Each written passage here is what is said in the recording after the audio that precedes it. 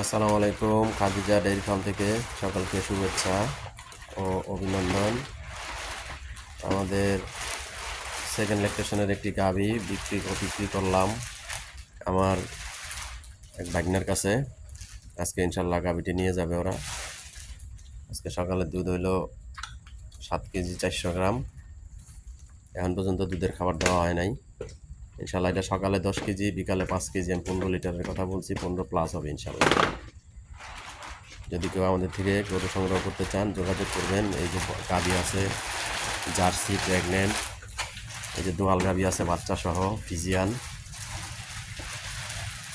এটির সাথে একটি বকন বাচ্চা, অনেক দামি বাচ্চা, অনেক দামি বাচ্চা। এটি একটি 20 লিটারের গাভী। এই যে এটাও একটা 20 লিটারের গাভী, এটার সাথে একটি ষাঁড় বাচ্চা।